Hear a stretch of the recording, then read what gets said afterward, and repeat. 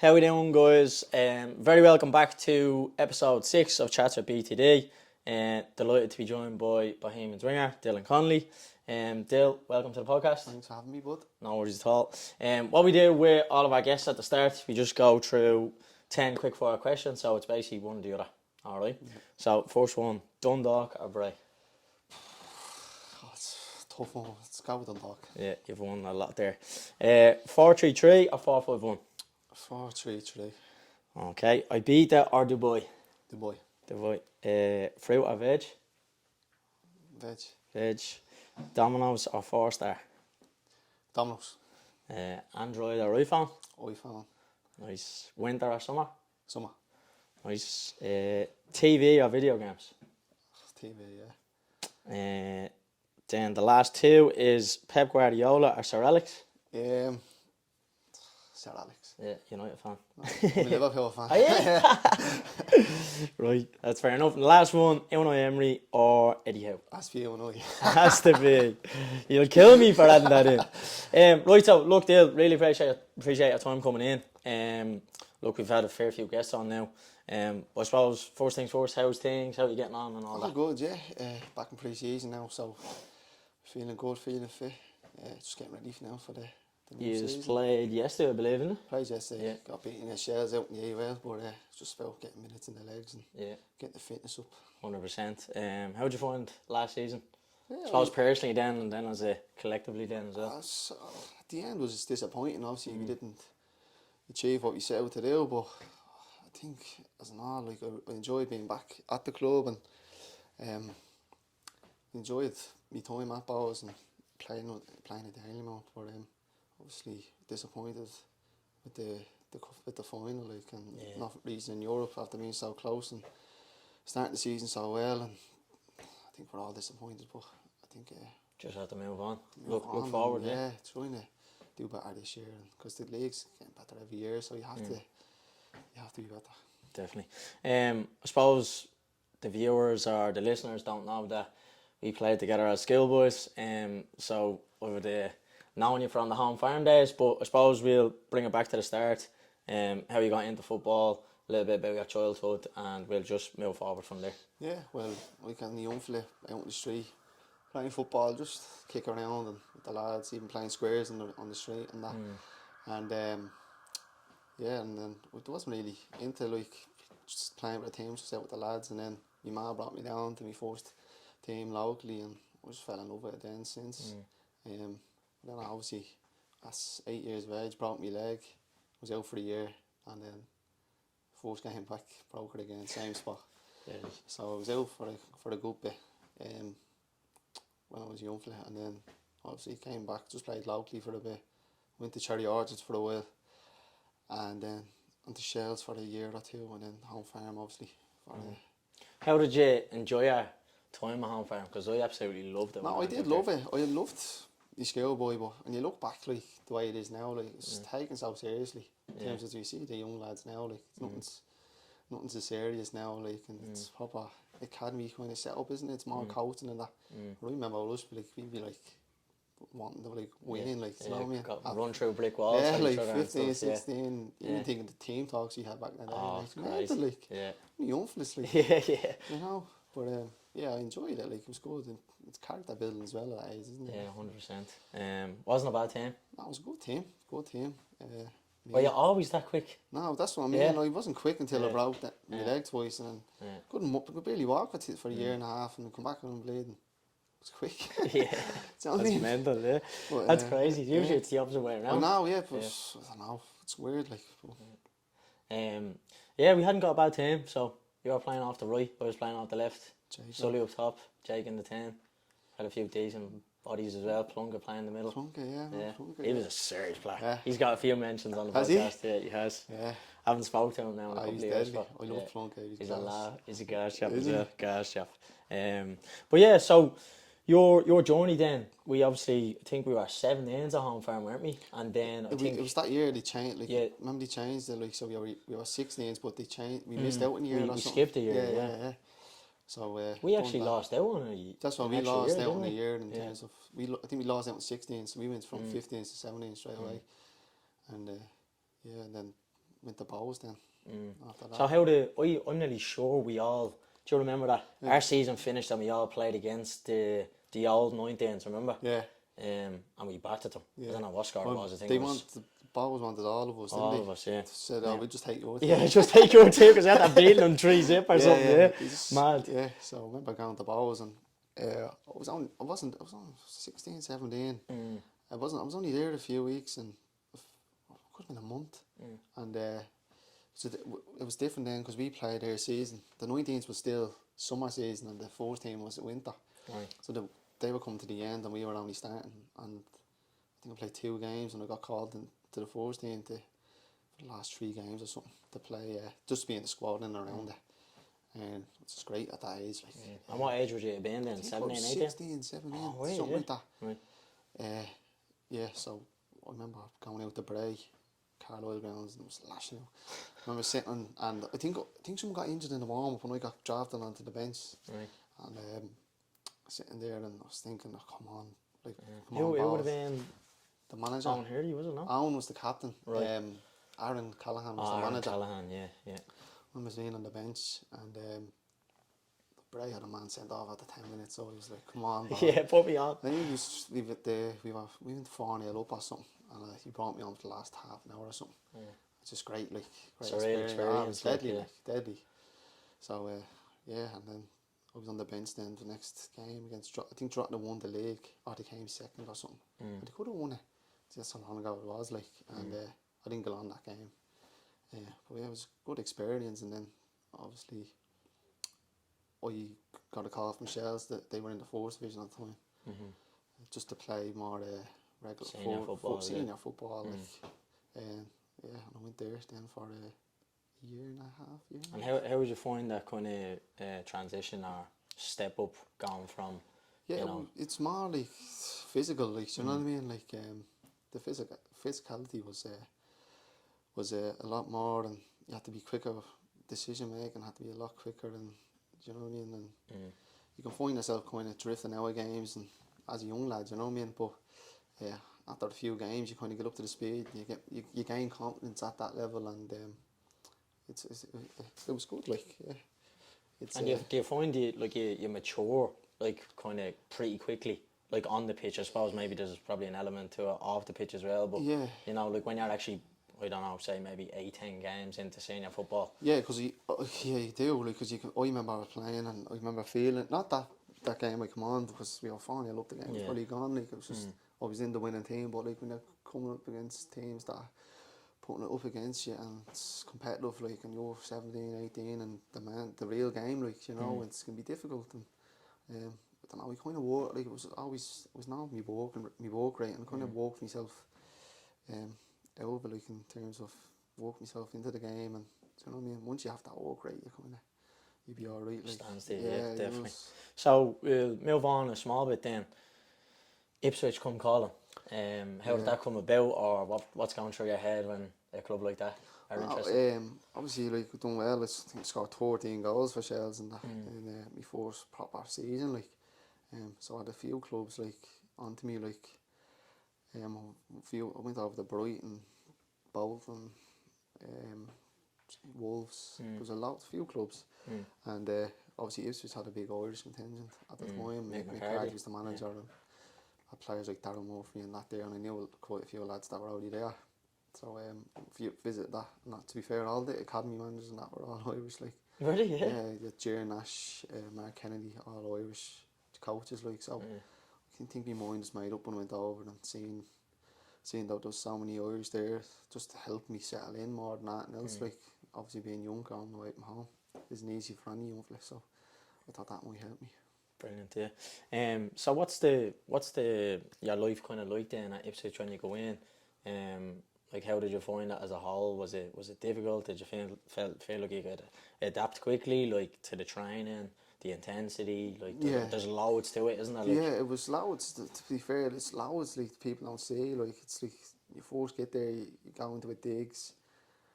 You you're living with another family and that, and then you're going into a new environment, a new changing room, like, and meeting loads of new people. You're away from your own family. I think I was good at in spells, like, so for the first 5-6 weeks I really enjoyed it in terms of, like, I was training well, and and that, and then I get kind of homesick, and I didn't enjoy the digs I was living in, like in terms of the food and stuff, like it just wasn't a good environment for me to be in, and probably at that age I probably should have opened my mouth. I was too young, but looking back now I probably should have opened my mouth. Hindsight is a great thing, though. Yeah, that's what I mean. Probably should have opened my mouth a lot more and said, like, I don't really like living here, or the food's not great in here, or I'm not getting the proper nutrition that I should be eating as a professional footballer and stuff like that. And that probably would have helped me. And then I used to like get homesick, and I'd be home every 6 weeks. I'd go home every 5 to 6 weeks, and then I'd come back and I'd be grand for another week or two, and then I'd be starting to get that homesickness again and starting to be all over the place. And that went on for a while, but I did enjoy my time there, and it was a good learning curve and good character building for me. But it was difficult at times. I got a bad injury over there as well. What injury was that now? It's done something with my ankle, like, and I was actually getting close to the first team at the time. I was on the bench 7 or 8 times. That was in the championship. The club are flying then. I think it was second, third in the championship, pushing for. They might go to the Prem this year. They might, they're doing well this year. But it was like that, like. But and the manager liked me, like, so. And then I got injured just before the summer, so before we broke, like, before the lads went on holidays and that, and obviously we lost in the playoff semi-final then. I was already injured for that, but I was getting closer to the team, and I was close to minutes. But then the injury kind of killed me, and I did not want to be back from it. I ended up being out for 16 weeks, so barely got summer as a young lad. So obviously that summer break, you're kind of you're in the club, you're not really going home to Ireland. Everyone else is on holidays, and you're struggling with an injury and homesick as it is, and it was just tough, like. And then I came back, and I remember I wasn't right, and I was trying to train, and the manager was fucking caning me. Was he? Yeah, he's like, "Are you injured? Are you not?" You know, step out, and I was too proud to, like, have a little ankle injury. Like, I just wanted to be out there. I wanted to prove myself that I could play capable at that level, like, because I'd done so well in training and in reserve games the year before that. I was so close that I found myself drifting so far behind in terms of the injury, and just my mental being so bad at the time. It was just, So how long did that stint at Ipswich last then? I was there for a year. Right. And then I had another year and a half. Was it another? Yeah, so we went from January to January, and I had a year and a half left on my deal, and I just couldn't. So it was the best way to just couldn't, like, I just needed to play football. I needed to be home. I needed to be happy, like, get my ankle right, and that's what I did, like.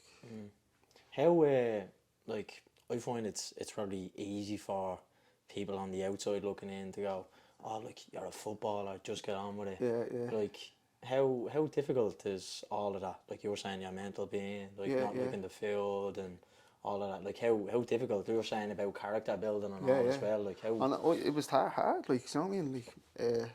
Like mentally it was tough, like, mental. Like, I wouldn't be one of them to open up to people and that, and I didn't, and I held a lot in, and it didn't benefit me in any way. Just, like, killed myself in a way, like, in terms of just holding things in. You could see it on the train, and I remember the coach saying, "He's like, what's wrong with you?" Like, I remember one of them, like, referring me to, like, a psychologist sports that we had at the club, and I just, like, was too proud to go to it, like, just didn't think there was anything wrong, and probably should have done it and all, but I didn't. And I had to deal with that now, like, but it's so tough, like, you need to be, it's hard, like, especially back then, like, that was a long time ago. You just kind of expected to deal with it as well, like, it wasn't, like the mental health side of things, especially for young lads back then, there wasn't really. It wasn't. There was no education. It wasn't really. No one was coming. You know the way, like, people come out now, and it was, like, easier to come out now than back then. There was no one, like, saying that, but, like, it was hard as a young lad, and then you're waiting home and stuff, like. Look at you now, though. That's the way you need to look at that's it. Part. I don't regret it, because I don't. That's part. Made you who you are today. Yeah, part of my journey. My journey was, I was meant to go down the route I went down, and I'm proud of myself for how I've come out of everything, and made a career. Don't be say that only 1% make it. Like, that's what I mean. I've made a career out of playing football. Like, so hats off to you, but you've done very well, I have to say. So obviously Ipswich is gone out the window. You decided to come home. Was there many clubs interested, or? There was a few clubs. Like, I remember I met the manager, Mick, McCarthy, and I was initially meant to be come back on a loan. Right. I think Rovers wanted me on loan at the time, and I I come home and I just wanted to. Me and my dad met a few managers back here, and we met. My dad just said to me like basically like, yeah, just come home and play first team regular football. Like that's what you need. Like get back happy, get back enjoying that football. So he met Mick Cook and he said he basically promised me like I was gonna play every week and stuff like that. So we decided to go to Bray, and it was probably the best decision I made at that time because I went there and I played every game and I done really well. So it was a good decision. I think I don't know if I read an article or something before, like when obviously you were coming back from Ipswich to Bray, and it was just like you felt like you had to prove yourself. Is that something that like, right, I'm at being in England, if I don't perform here at League of Ireland, like this is a bit of a nightmare, like, or what's like how psychologically is that? Probably no. I think I think I've always had that kind of underdog mindset. Yeah. Even throughout my whole career, probably always am trying to prove myself to, I don't know, myself more than that. Like, because you know how it is now, and it's the social medias and that people are always trying to put players down, and I don't know, one of them people that always fights back and. Let your football do the talking. Yeah, not even that. Just I wear my heart, my sleeve, and I just want to. I work hard. I'm privileged to play football, so I have to go out there and work. First of all, work 100%, and then I believe if you work as hard as you can, I think your performance will come out on that, and I think you will play well. And if you're not having a good time, I think if you work out the bad form, you can overwork the bad form. I think. Love it. Do you know that type of way? Yeah, I think that's worked for me in my career. Like I've relied on my hard work a lot of the time because without that, no, players aren't players. Yeah, definitely. That's what I believe in. So how did you find your time at Bray? Like you kind of hit the ground running, really. Yeah, I enjoyed it. Like I had a good dressing room there. The lads were great. The good, like it was a proper like old school kind of dressing room. So who that would have been? Connor Kenny. Connor Kenny was Gary McCabe. Gary McCabe, Mark Salmon, Bucko came for this season. Greener, Bistow, Tim Clancy. So he was a very good player as well in that team. The left full, Lynch. Yeah. Where's he now? He's in Australia. Only met him there last week. Before Christmas, yeah. Did you, yeah? He's only home for Christmas. He was a baller, man. I remember I was playing with Bangor, right? He was a sheriff. We got him in the final still, yeah. And I was playing off the right. And I was just like, this fella's unbelievable. So calm on the ball for a like serious left foot. Some delivery on him. Yeah. Seriously.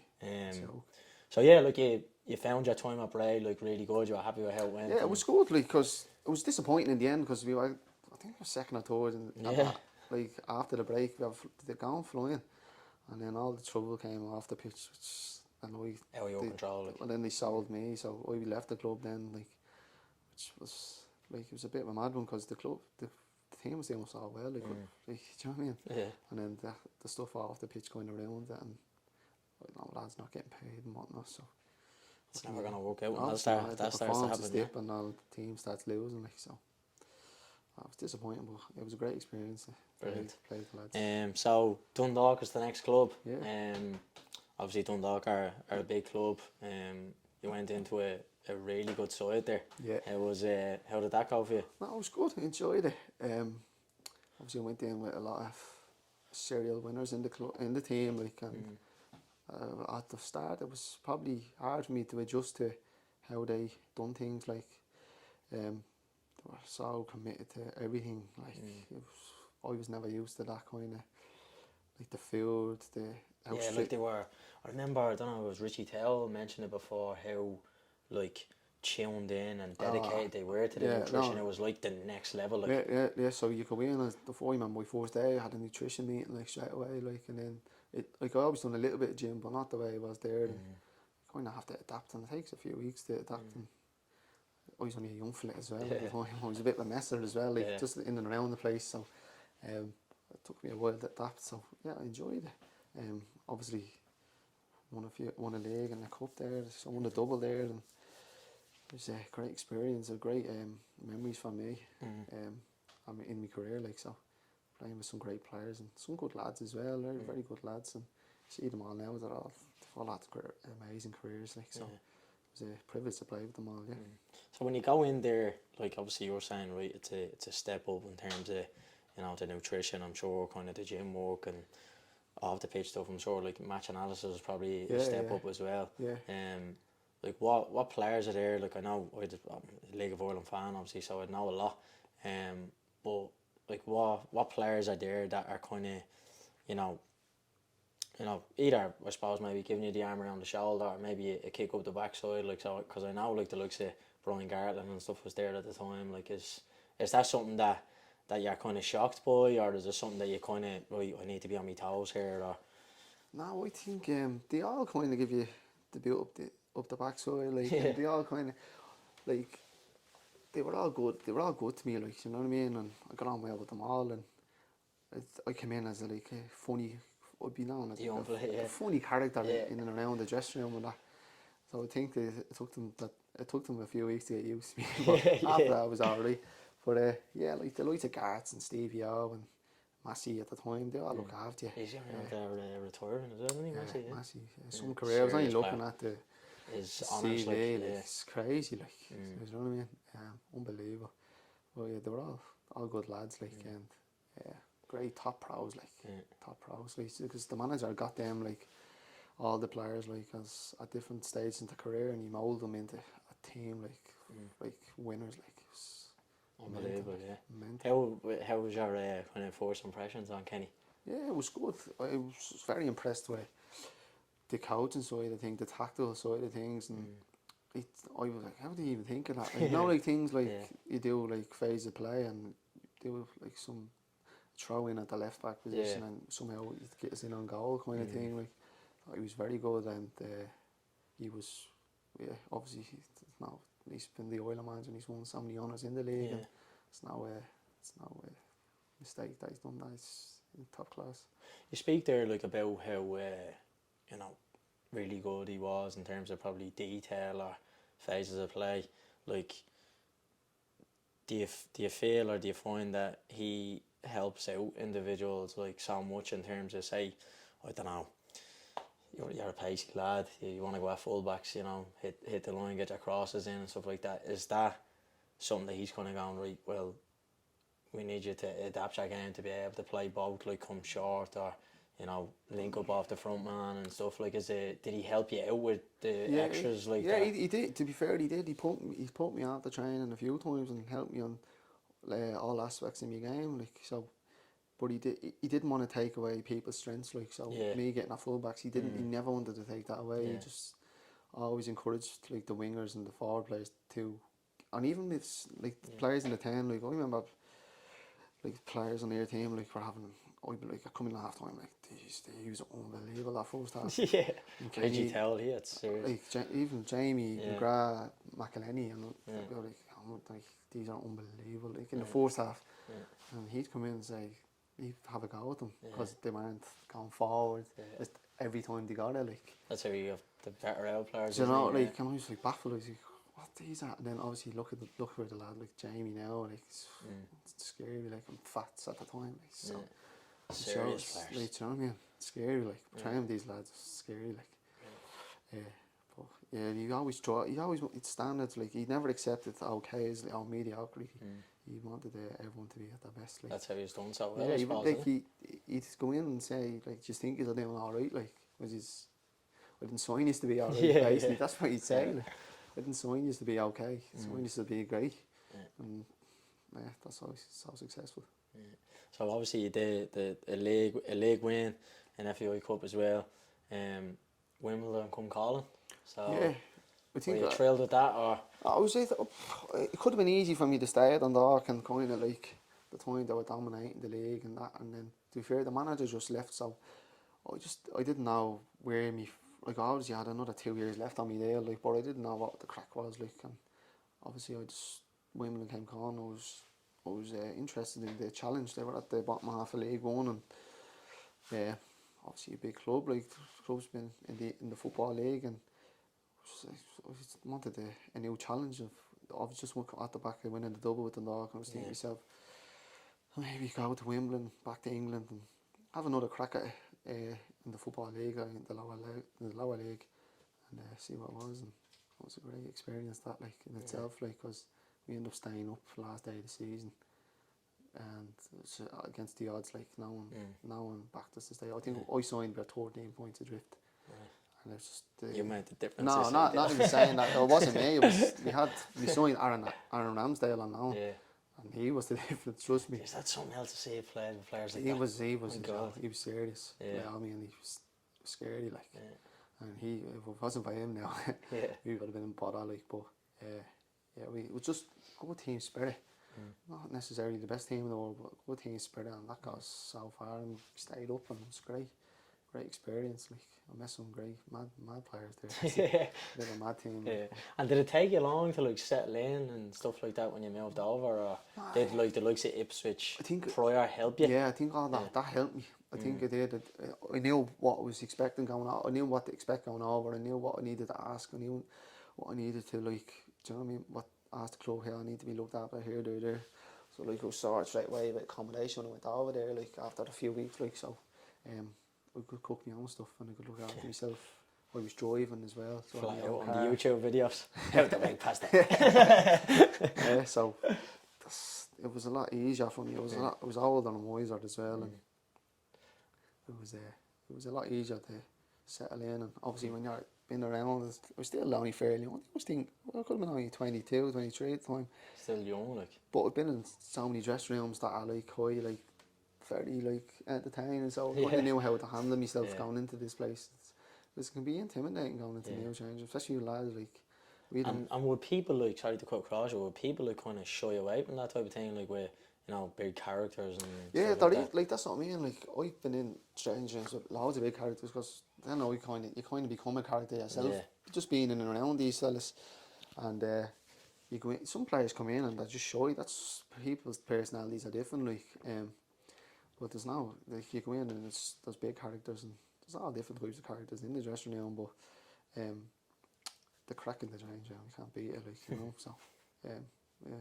Isn't it mad though? Like, even you say that, I can't remember who it was. It might have been Carragher or something like. And he said like, "Oh, do you miss playing football?" And he was like, "No, I just miss the dressing room." Yeah, it's great. Like, I think the dressing room was the best place. Yeah. Like back in school, like, you know, the crack. Just, or even when we were at home farm, like, do you know what I mean? Just childish behaviour. Yeah. Just like, still a child. Turning people's bags inside out. That's what it's like. Do you know what I mean? Yeah. Like, hiding people's stuff in the change room, or cutting holes in socks. And I know people are doing that for real nowadays. Cutting the things. Yeah, I know. Yeah. Mad. But so how did you find like League One? Because League One, people are saying, it's it's hoofball, it's proper physical. Like, what would your kind of take be on that? It's all that and more. Like, is it? Yeah, it's all that and more. Like, it's different now. Like, there's a lot of good teams in the League One. It's not hoofball anyway, but it's good football, good players, good football clubs. Look at the size of the clubs in the league. Portsmouth, Bolton, Ipswich were there last year. Like, do you know what I mean? There's some big clubs. I'm probably forgetting a few. Like, I know if you look at the top 10 in League One, I think a lot of them are in the Premier League not so long ago. Like, so it's all filtering down in England now. But they all try to play now. A lot of League One teams anyway. Obviously the ones that have lower budget and obviously can't compete on the football side of things have to kind of sit in and absorb loads of pressure and play counter-attack and long ball, kind of make it rough, make it horrible for the better teams, because that's how they're going to survive and get points. And obviously that's financially better for the club if they get points and stay in League One, and obviously try build them from then. But there's some serious talent in League One, like especially up the attacking end of the pitch, like. That's the difference, I'm saying. Is there any players that kind of stand out to you there just off the top of your mind, from even not just with Wimbledon but across the league? Like Barry Bannon. Yeah, joke. Chef Reddy's right now. Yeah, scary, like. Yeah.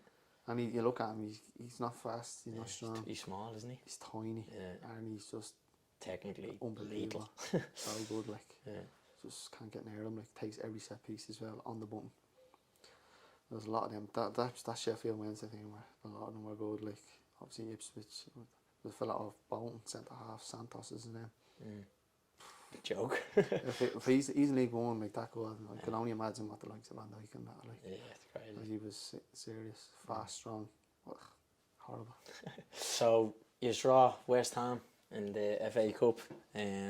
talk to me a little bit about that, because like I'm looking there, like you have players there, Chikorito, Snodgrass, like you know, Royce. Noble, jeez, Royce, you know what I mean? I remember your man Fernandez. Was it Fernandez? Yeah, Chikorito, that's No, his no, nickname. the other fella. Oh, the other fella. He's at Lazio now. He had the Oh, afro. I know him, yeah. Was he playing today as well? Yeah. My God. Some fella unknown from Arsenal striker fella.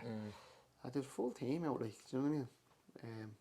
That was a surreal moment, like, do you know what I mean? Being playing them. It was the fourth round as well, like, so it was far in the competition, like, and obviously 3-0 up after 15 minutes, like. Crazy. It's on BT as well, so you know everyone back home, friends, family, and all are watching. So you're like buzzing. And I remember actually being 3-0 up, and we had a free kick, and obviously everyone's asking for jerseys and all, like, so I was like, I better get Mark now with jersey.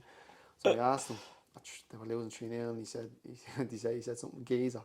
Did he? He said something. Did he go mad, like? You are beating us 3-0, like. How am I going to give you my jersey live on TV? In fairness, I know it's a bit cheeky, you know, but in fairness, he gave it to me in the tunnel after the game. Yeah, he did. To be fair to him. So, but yeah, that was a massive achievement, and that's a memory that I'll always have forever. Like, do you know what I mean? They're the things that I love about football. Them memories of being the underdog and beating these teams, and can't take that away from me. Like, in terms. Class. Yeah, so just talk to me a little bit about your next phases then. I don't want you to even go through all the clubs then, so yeah, I suppose just go from maybe to prior to Wimbledon to where you are now at Bohs. So sum it up in a kind of like a bit of a nutshell. Like I know you were in Scotland for a while. I was in Scotland. I went to Bradford on loan for the year, and then I was actually meant to sign there permanently after me in Wimbledon deal, but COVID came and there was loads of financial stuff about. I remember the wage caps came in, and I think Scotland was the only place not going to. Right, yeah. So I went up there for the year. I enjoyed it. Obviously beat Rangers in the cup. Beat Gerrard's Rangers. We were the fourth team to beat them 50. The fourth team in 50 matches or something. They won 50. They were beaten in 50 games. We beat them in the cup. They were sick, and I never forget, they wouldn't shake. Jamie McGrath scored twice actually, and none of them would shake our hands after the game, like just including Gerrard. Yeah, disrespect. And then they beat us then 4 weeks later in the league, and they were all pally then shaking hands and all. I just walked down. Like, did you? Not even that, just the bit of respect, like, the disrespect, like, after like beating them, like, and just the way they went down was sickening. And then we beat Celtic in Parkhead. I was cracking up. There's no fans at any of these games, you know what I mean? Because of COVID, like. We beat them, and then obviously had a good time at St Mirren. I could have stayed there, but I think I wanted to go back down to England, and went down to Northampton then for a few months, and then went to Morecambe. What league it is? It is League. Northampton was League 2, right? And Morecambe came in for me in the January. Didn't really work out for me at Northampton. Just a lot of stuff like. Whereabouts is that in England? Close enough to. It's not is far. It north, like? No, it's Northampton south. Like, it's more like in between Birmingham and London. Okay, right. It's quiet enough around there, but it didn't really work out for me. These things happen in football league, so obviously I got called to go to the league, back to League 1 in January. So, but to be fair, the manager wanted me to stay. I wasn't playing regularly. I was in and out of the team, and in League 1 came calling, and I went back there. Funny enough, I only went back and signed for Morecambe. I knew quite a few of the lads there actually, a few of the Irish lads that I played with before, so they were all texting me, sign. I signed there anyway, and played 2 games, and the manager who signed me left and went to sign for St Mirren. So me only had to I only left St Mirren a few months before, and he's had to go up there. So it was a bit of a mad year. So like, managers there, and everywhere. And a new manager came in, and we were in relegation fight, and that was a mad one as well, because it was like the Wimbledon one where everyone wrote us off. Little old Morecambe, like, have no chance of surviving and that, and we've done it again. We went on a mad run, like, the end, stayed up last game of the season, and goal difference again. I was by a point. It was by a point. remember Georgie Kelly actually played for Rotherham, and Gin number the ones that could go ahead of us, and Georgie scored the winner then to knock them down and keep us up. So we were all buzzing then, So you returned then back home. Yeah. Bohs of the team. Are you happy with that, or then again is there like lots of interest there from other clubs, or? To be fair, like I just said, like, see the journey, the man just here, there and everywhere, and moving around, and we wanted to be settled. Do you know what I mean? I have 2 kids, like, so I have 2 young daughters, so I need them to be settled in skills and to be like, I can't just move them everywhere, here, there and everywhere. It's another type of way, so I need them to be settled. And obviously I spoke to Bohs, and I have connection with Bohs. Obviously make me debut here, and it was like the club's going in a good direction on and off the pitch, so it was something I wanted to be a part of. And we spoke to the manager and the board and wanted to come on board, and I knew quite a few of the players that were here, and I love it. I love playing for Bohs, and it's a great decision that I've made, and I'm happy on and off the pitch now, and I can't complain. Like, and I'm enjoying my football, and I've signed like a 3-year deal here, so I'll be here till they don't want me. Yeah, that's it. You know what I mean? What's it like playing in Daily, man? The atmosphere and stuff like that? Yeah, it's deadly. It's sold out every week. You see, it's hard to get a ticket. So I can barely get my family tickets. You know what I mean? So like, that's great. That's great. Like, brilliant. you see, it's sold out every week, and you can only play well enough. And sometimes when you're not doing well, you get the old, you're up out of that. You know, but I'm sure. I'm well aware of that. yeah, good stuff. So what's the kind of outside life? You obviously mentioned there, you have 2 daughters and stuff like that. Like, what does, obviously when you're not at Bohs, you're not playing football, what's a standard day look like in the life of Dale? see, it's playing with your kids. Like, I'm not really a social. I don't go out socialising as much like as I did when I was a kid. Obviously, everyone loved the night out and the young fella, and I'm not quite into that anymore. Spend time with my kids, kind of just chill out. I'm always recovering. Like, you know, When you've run as much as you do, you'll need the recovery, mate. You kind of, I'm trying to get into that zone of prolonging my career in terms of, like, 28 now, so I want to go as long as I can, stay injury free, and like, you only get one crack of it. And like, I have now that in terms of qualification, in terms of I don't know what I want to do next, so I want to stay fit and match fit as I can. Like, and you look at the pros now in the Premier League now, like, see like Mo Salah and stuff like that. I know it's a different caliber of player and all, but you know, take inspiration for them for the. You're probably quicker. you can take inspiration in terms of how they look at themselves and how they can play at such a high level for so long. Like, Salah's 33 this year, and it's scary. Like, the shape he's in, he's not barely any injuries. I know he got injured the other day, but like, it's first one I've seen in 7 years or something scary like that. So you're always eating well, or you're trying to chill out, spend time with the family. That's it really. You're just getting ready for the next day, because you're flat out.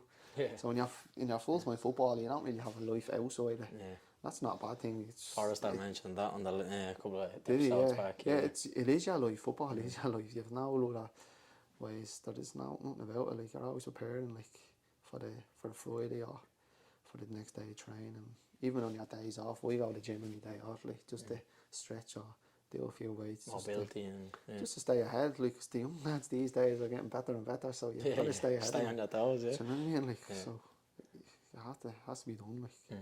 And have you're saying there, like, you're kind of all in with the football. Have you thought of life when, you know, football does end, or are you just kind of going, right, I'm gonna just go all in with the football? Well, a bit of both. Like, I do think about, like, what will I do when I'm finished. Like, I always get ideas of doing something like some sort of business stuff or something, like getting into that type of end of it. I always think of stuff like that, but like, then you go to say, oh, I'll do this, and then that's flat out with the football. You haven't even got time to think. Like, the games come quick and fast. Like, you haven't even got time to go to the doctors, the checkup, or the dentist, or stuff like that. You know what I mean? It's relentless. So, football is mad. Like. It's crazy. I have a couple of questions here for you as well. We're coming to close enough to the end anyway. So one I have here is, what's your funniest dressing room story? Jesus. Yeah. There's quite a few of them actually. Yeah. I have to think one of them PJ. Yeah. That's another one, a funny one. Ah, Jesus. It's just an easy one. We used to be, when I was at Markham, me and one of the lads, one of the Scouts lads, Yeah. used to put like DP in people's pants, like, you know, and after they get in out of the shower, they put the pants on and they'd be boning, like. That's just one of them, like. But Yeah. we bought like. Do you know, but like, it'd probably make it easier. I know that's, you know, like, you've Oh, played in loads of dressing that's what I rooms was and trying to stuff, think like, of it's something very that's hard, not gonna but get people in you know, yeah, but you know, like, even say, like, the Fergie and Beckham incidents, I know that's probably not funny, but, you know, something major or something funny that stood out, like, that could be one, but I just said it as Yeah, no, weird. there's loads I've had, like. You'd be here all day. Yeah, you would be. Like, I've seen like some bust ups in change rooms and all, players and managers going for each other. Part of the game, though, isn't It's it? part of it, like, do you know what I mean? I've seen, like, when I was in Scotland, I was seeing like manager and a player literally being dragged apart from each other.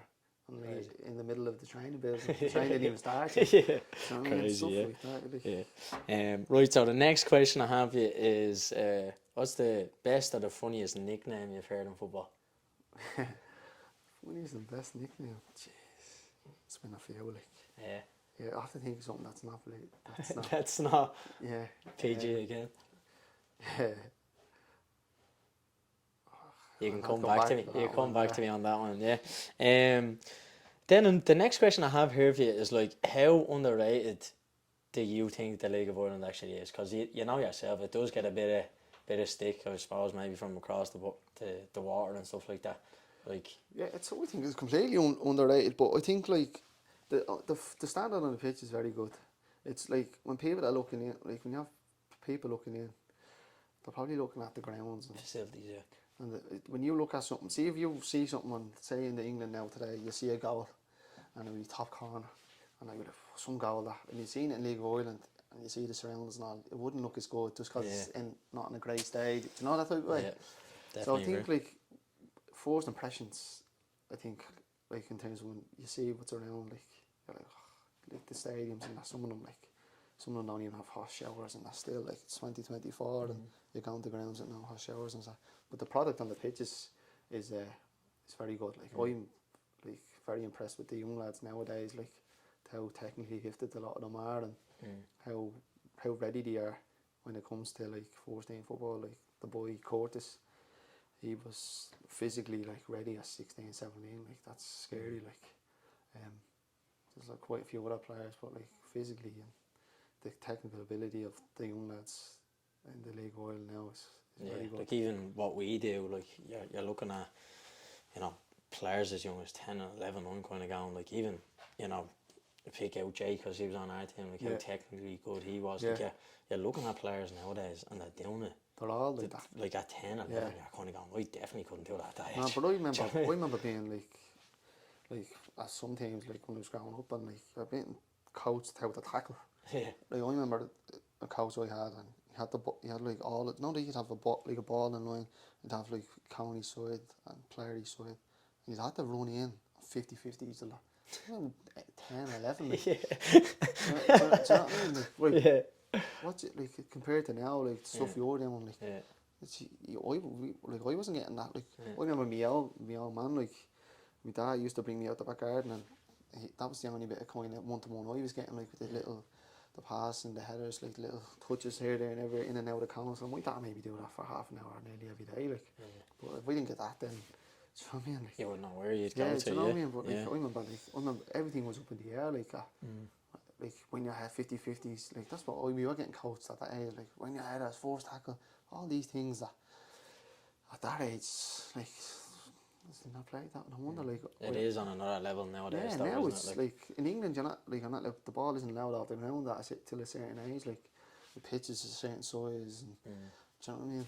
So it's a lot different. I think it's a 7 side until 11's over there or something. Or at 11's over there, something scary. And would you feel like that's the step in the right direction to have that kind of philosophy and stuff? Not even like, I think it needs to be like everything has to be like with the feet, and you have to speak to kids properly now. Like I don't think when we were growing up, I'm not Yeah. even messing. Yeah, like, no, I do agree. If you really do think back, I don't think like you probably spoke it in the right way, or probably screamed that far, like messing up the passing drill at 12, or the tackling drill. Yeah. Do you know what I mean? Like it's just, or even on the side. Can you remember the sidelines? Like, Yeah, oh no, it's crazy. do you know, at Yeah, that age, crazy. Parents nearly boxing the head off do you each know what I other. mean? Like, and like Yeah. it's, if you don't win the DDSL, or there's more. Like you're getting released from home farm or wherever. Like, but now it's just like development. You hear that word quite a lot. Back then there was none of that. It was winners and win your battles and you know. 100%. I do have a couple of more questions for you. Before I go into them, what kind of goals have you got personally, and then I suppose collectively for Bohs for the season ahead? Yeah, obviously, want to win as many games as they can as a squad, like, and try to get into Europe this year, like, because we let ourselves down last year, so that would be the goal, definitely. Fight for Europe till the very last day of the season, and try to get back to the Aviva. That's a bonus as well, like, 'cause, that's a great day out for fans and family, and for the players. It's not everyone gets to do it, so that would be nice again. And for myself, just going to be fit for every game and work me socks off for the club and for my team, and try provide as many goals and assists as I can this year, and just perform a lot better than I did last year, and just keep going. Brilliant. Right, so I have about 6 or 7 questions here, and we'll wrap it up. So what's the worst training ground spot you've came across in your time? The worst training ground spot. I know you probably mentioned one there in the training ground there with a manager and a player, but is there any that stand out in terms of, you know, objects being thrown, or language, or windows being smashed, or has that, you mightn't even be in that scenario? It's just that one was probably the worst. Like, it was literally, I think the player was on the ground. yeah. And Less said about it the better. Yeah. Okay, so best player you've played with and against it? It's a tough one, that one. And like, my favourite player, I'm going to pick my favourite player. Right. My favourite player to play with was Jamie McGrath. Really, yeah. Yeah. Just like, he was just, He he'd always step give you, ahead, like. he was just always give you the ball. Like, as a winger, when you're making runs, he wouldn't even look, and you know. And obviously, we have a good connection off the pitch. Like, we're good friends. Like, so Jamie was my favourite player. He was just so good. Yeah, he's my favourite player. Is Jamie from out your way as well? He's from around out there. Yeah, Right. He's not too far, but Okay. yeah, he's smashing player. Yeah, right. My favourite player. Yeah, definitely. I'm sure if he plays at that. So best manager or coach you've played under, one or the other? See, I don't really like. You don't like answering them questions? Not even that, because every coach and every manager has different. has helped me in a way. So I don't really have a favourite. I think every coach and manager I've had has helped me in a certain way. Whether I was good or bad, like they've helped me. More so good, to be honest with you. I haven't really had arguments with managers ever. I always kind of just get on with my work and I go in every day, do my work. I don't really get involved with like managers in terms of like, I know lads knocking the door when they're not playing and stuff like that. I wouldn't be intimate with your work yourself into the team. I would have been like that as well with myself as a player. I've seen lads going into them. I don't know, I find that like you can nearly go against yourself then. So like you're knocking on the manager's door going, why am I playing? He starts you, you don't have a good game. It's just like, why did he do that? So you can nearly you're making yourself look out. Like, he's obviously not. He's not picking it because it's his team or blah blah blah. Like, but I always like, even when I was out, I always just go. You work hard in the train, and if the team doesn't win, and you're still not picked, you can't. There's nothing you can do to say, what's the conversation? What's the conversation you do? Sure. You know what I mean? They have to do it on the training pitch. Do you know what I mean? Week in, week out, day in, day out, not week in, day in, day out. So you have to do your extras or not if you feel you're not in the team. But yeah, that'd be a lot of the managers. They'd all help me, like, so. I think that's a great point. I think a lot of youngsters that maybe listen, players that are in training with us, and even just people that are involved in football can probably take a lot of that info on board. Last couple, best team atmosphere you've witnessed. So I know you said you were during COVID and Parkhead and stuff, so I'm sure that might have been. Is there, I don't know, it could be even here in the League of Ireland. I know like the FAI Cup was more or less sold out. Yeah, that was a good one. Yeah, the FAI Cup final was a good one. Trying to think. I played in Sunderland at the Stadium of Light on think it was New Year's Day. Yeah. New Year's Day, and it was sold out. That was a good one. Electric. Yeah, that was a good one. Who were you playing for now? I was playing for Wimbledon at the time, Okay, right, yeah. and Sunderland were League One. Remember they got down to League One, and it was a smashing atmosphere.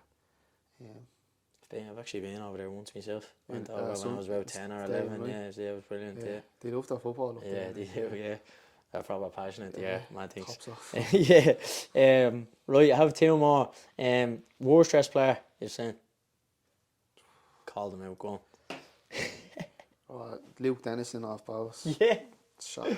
USA, what? No, it's the worst I've ever Yeah. seen. What we talking now? Give us a bit of detail. Same clothes every day. Yeah. Does he wear like a luminous colours or? He wears like baggy stuff. Crocs. Yeah. It's winter Crocs. M&M hat. He looks like an M&M for like, it's not like one of them 8 Mile. He looks like something on 8 Mile every day with Crocs on. Yeah, that's gas.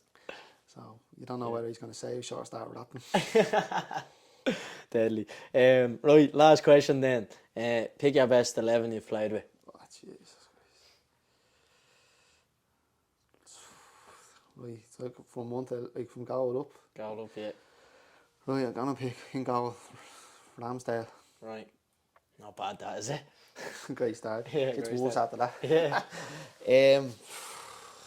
I'm going to go like with terms of like my favourite Right. Yeah. lads No I've worries. played with. Right back will be Sean Gannon. Centre half Tim Clancy. I played with him at Bray, was class. Him and who did I pick there? Gartland. Garland, yeah. Yeah. Left forward, I've picked Massey after I see, yeah. what happened there, the retirement and all. Yeah. Centre mid, sitting midfield, Bucko. Right. I have to have Bucko in there. Yeah, got our book up. Front of him, Jamie McGrath, Yeah. my favourite player. And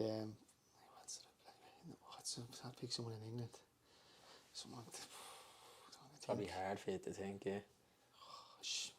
Other mate, Shane McLaughlin. Yeah. Versatile player, can play him anywhere. Great lad as well. How'd you play? Played with him at Wimbledon and Morecambe. Okay. Great lad. Great player as well. On the left wing, Michael Duffy. Oh yeah. Knew you were going to say him. Yeah. Up top, striker, Cowell Stockton. Played at Morecambe with him. Is he English, yeah? Yeah. Right. Great player. Great goal scorer. And on the right, For yourself. nah. I'll put myself, because I need to provide colour, you know. you do. Why not? Why not? But Yeah, that's, look. that's hard to think of on the spot, isn't it? Yeah, no, definitely, yeah. No, it is. We're going out here now, I'll text you on Yeah. New 11. Yeah, change that, put that in. Yeah, look, Dill, really enjoyed that conversation, I have to say. Quite different to probably, other lads or girls that I've had chats with in terms of kind of what way you go about your business and stuff like that. So look, yeah, really enjoyed that. Appreciate your time. Look, wish you all the best for the season. I'll be closely watching you. And yeah, guys, look, that's the end of episode 6. Look, I know the usual YouTubers subscribe and all that, and we'll catch you on the next one.